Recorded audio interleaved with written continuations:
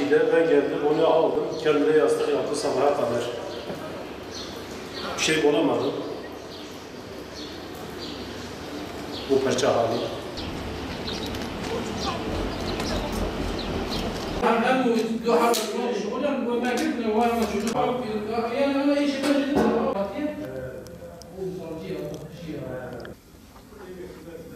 Ben hanım getirmişim buraya, rahatsızdı, bayağı rahatsızdı.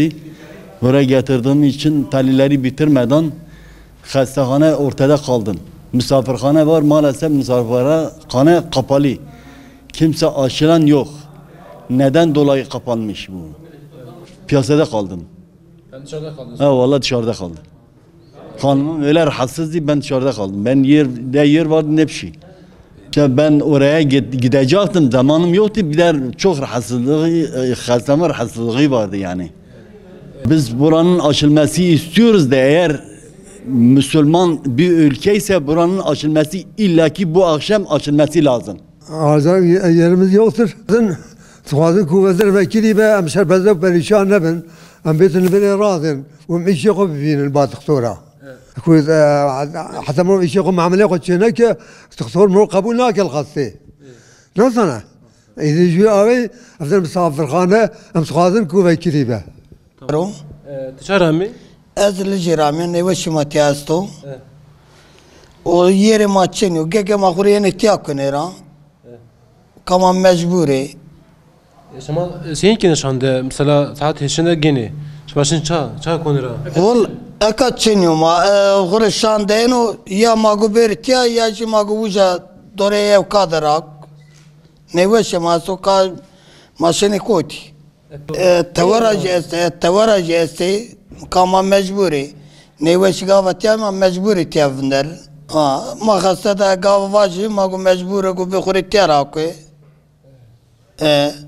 Çare ma oy başka neveş manu be çavura sorojuna nütiya. Yeri maçeniko. Geçen hafta buraya geldik, bizi gönderdiler. Bugün buraya gelmesi lazımdı. Dün akşam geldik, dışarıda kaldık. Perişan olduk. Zaten buraya misafirhane var olduğunu biliyordum. Biz geldik, kapalıydı, dışarıda kaldık, mecbur. Perişan olduk. İyi bir şey değildir.